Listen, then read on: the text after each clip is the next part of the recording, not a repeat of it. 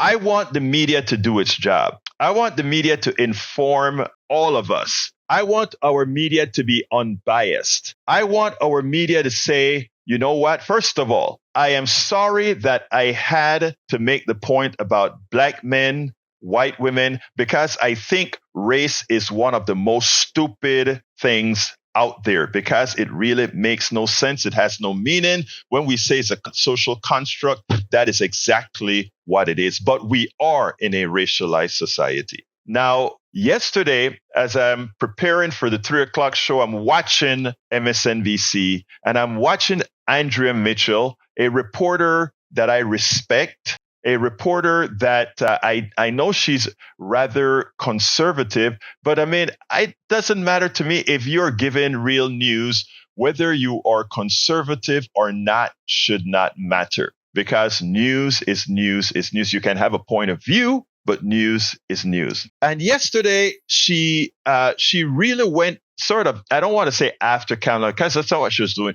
She was just making a big issue out of black men voting in a lesser amount, lower percentage for Kamala Harris than black men usually do. It's something that seems to be happening. All right. And the reason, everybody's looking into that is, could that cost Kamala the election? Yes. But there are a lot of things that could cost Kamala the election, right? But the thing about it is, if people are voting on their best interest, if people are voting for what they think is best for them, then it is incumbent on the media to point out to people, well, by the way, if you are voting this way, remember, this is what this stands for. And as a group, since we racialize everything, there's an issue with the way you vote. I want you to listen to this cut here, and then I'm going to expand on it a bit and tell you what really perplexed me, what really got me upset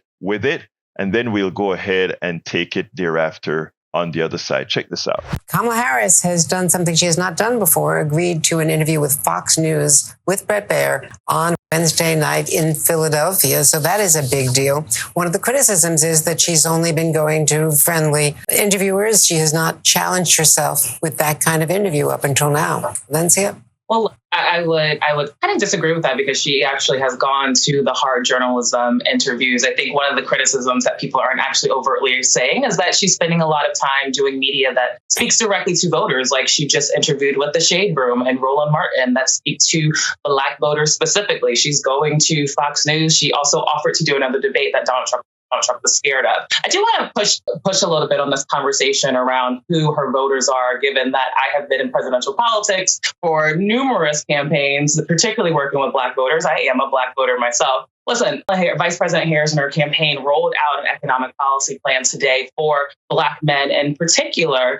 But the reality is, whether or not Black men vote at the same margin, at the 1% to 2% shifts, they are still the second highest voting bloc of the Democratic Party. We're seeing margins shift in Latino communities, API communities. And the reality is, if abortion is the number one issue, the conversation also has to include why the majority of white women continue to vote with Donald Trump in the last two elections. And so we actually have to make sure we are not demonizing Black voters in this conversation, and having the conversation that Vice President Harris is having. And that's yet in such a close election. Let me just push you on that for a moment. Those margins, yes, of course she's getting the overwhelming majority of the Black vote. There's no question about that. But if she's getting a smaller margin of Black male voters or Hispanic, that's enough to make a difference in this tight election. And I think that from all of my reporting, the campaign is well aware and really concerned about that. That's why they're focusing this way. And I would just say that sitting down for an interview with Bret Baier on the Fox News network is something she has not done before. Listen, I'm not disagreeing that it's something the campaign should be paying attention to.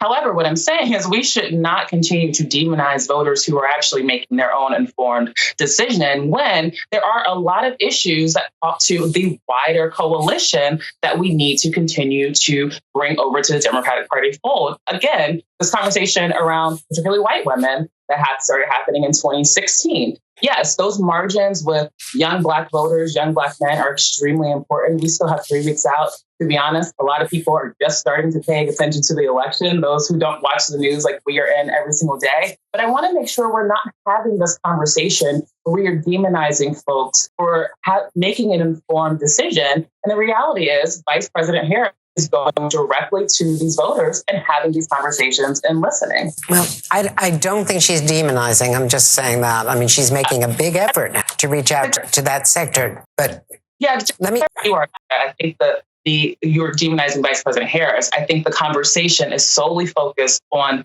Black men in a way that I think is unfair to the accountability that we have to hold all pieces of the electorate that make up the coalition that could. Do you think that then President Obama's appeal was misplaced, and was that a mistake? Because he's the one who really amplified that conversation. Yeah, so look, I think President Obama was trying to have a candid conversation with some voters, and there are some voters that it worked for and some voters that it did not work for. And you will continue to see more people talking to different segments of the population. Let me be honest, Black voters are not a monolith, right? And so one messenger may work for one and one messenger may not work for another. And so again, you will see the Harris campaign continuing this week, talking to Black voters. They're having these they had some watch parties this week in some battleground states with some key surrogates who are Black men. You had her again on these interviews. She's sitting down with Charlemagne tomorrow. So we're having the conversation. They're having the conversation. And I do think you will continue to see more people have support. And listen, one messenger is not going to get the entire community.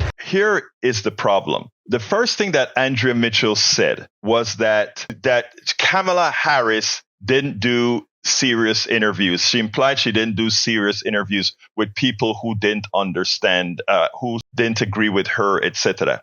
Meaning she didn't do Fox News. The reality is Donald Trump didn't do MSNBC.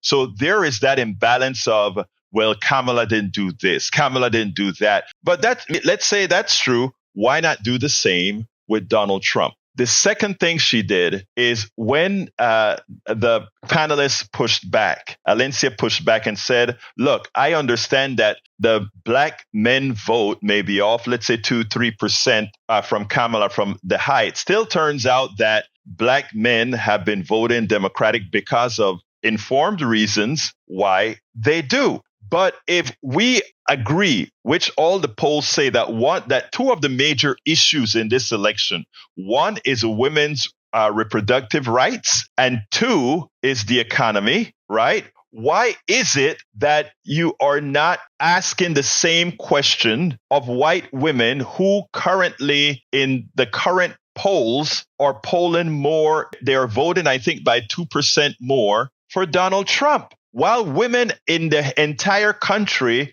there's a huge gap. It is made up mostly of women of color that are so much invested in electing the Democrat who is not denying women's reproductive rights. When 67%, more than 67% of all women, more than 60% of white women want their reproductive rights protected, why don't you put the same onus that you're putting on Black men on white women as well? That would be an informed way of dealing. The media deals with the issue because sometimes people need to have a jog. And by the way, a 1 percentage point change in white women compared to a 1 or 2 percentage change in Black men is huge because there are so many more white women than there are Black men. So if we get a 2 or 3% shift in white women, the election is over. And remember, I want to point out, I am using race because we're in a racialized country, not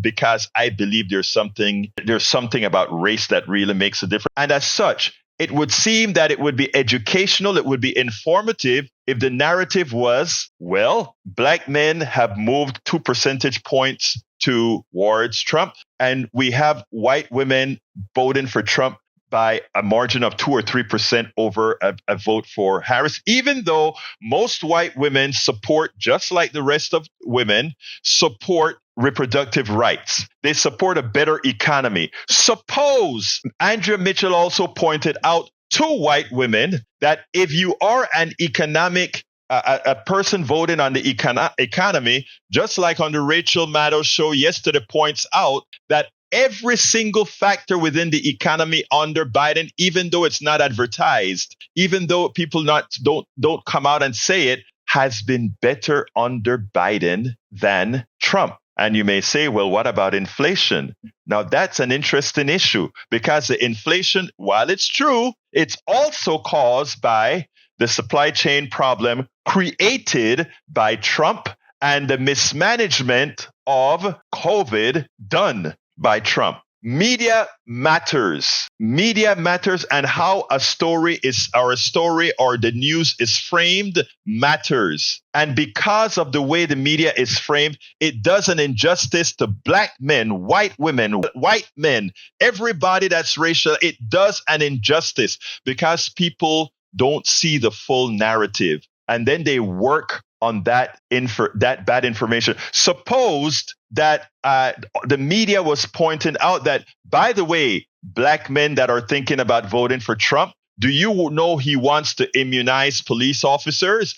Immunizing police officers, meaning your bodies who's been battered more so than any other bodies by cops, will be battered more with no consequences. Suppose she said, hey, white women, what you've heard about the economy, the policies of Kamala versus the policies of Trump makes more sense for you young women that are going to have a kid. For you, I met a listener to this show yesterday at a Democratic political event last night. And she came up to me and said, hey, I listened to your show. I just love when I meet our folks in the person outside. And she said, I listened to your show. And she said, I want to call in sometimes, but sometimes I don't know what to say. And I said, you always have something to say. Call in. But the other thing she told me is, I have a story for you. And she told me a story about a friend on chemotherapy. And chemotherapy changes your hormones, and your birth control pills don't work as they should or they normally would.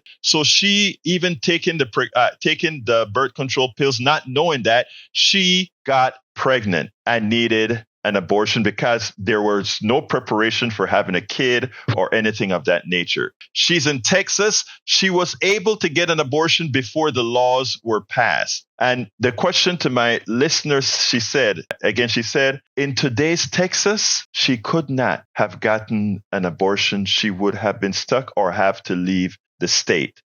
These are the things we're talking about, my brothers and sisters. The media matters. Being informed matters. We have to be informed. All right. We spend a lot of time deconstructing the news, trying to parse it into a form that everybody can understand. We try to find those little nitpicks where it flies above the fray, etc.